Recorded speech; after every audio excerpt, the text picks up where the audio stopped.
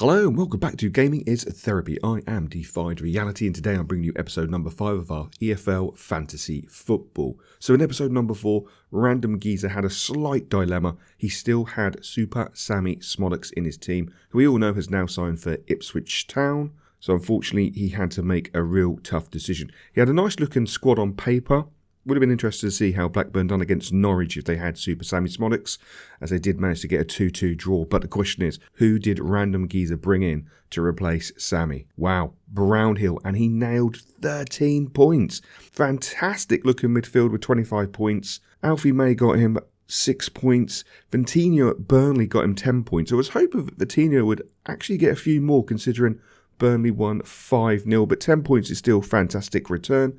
Doncaster netted him 0. Neil Poir for Doncaster Rovers, not having the best season. Perhaps I have given them the curse by backing them. Hull City only managed to get them 3. So Random came in with a massive 51 points. Now you remember in episode 4 that my team looked like this. So yes, I had Ayling from Middlesbrough in my backline and Arison from Leeds in my centre midfield. But there was something inside me telling me that Leeds would not get a result at West Bromwich Albion, so it was a silly decision to put him in. And with Ayling, I just had something in the back of my mind. I know he was substitute against Leeds in the Cup, and I just didn't think he was going to start.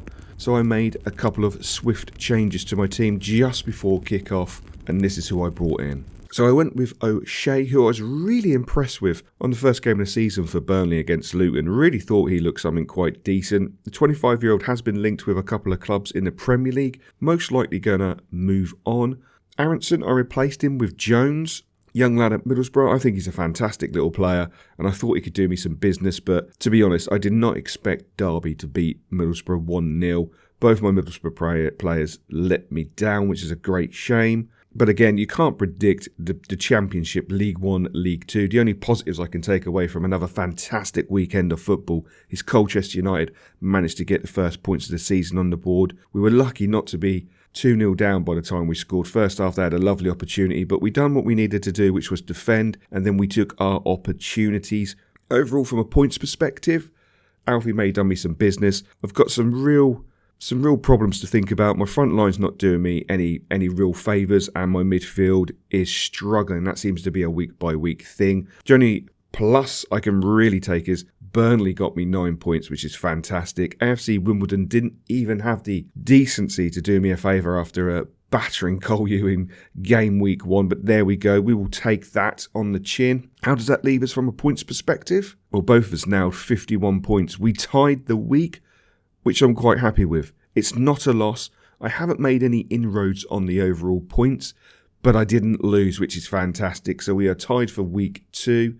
Random still leaves overall with 101 points compared to my 92. And this week, game week 3 starts early, so it's on the Thursday. So the video for that will be coming out tomorrow on game day. Hopefully we won't have to make any changes, but the great thing about the EFL, you can make changes right up to the last minute. So you are in doubt, or you have that doubt in the back of your mind and you need to make a change. You've got that ability to adapt, make the change, and hopefully go and win game week 3. But we will see, and as normal, we will catch you next time.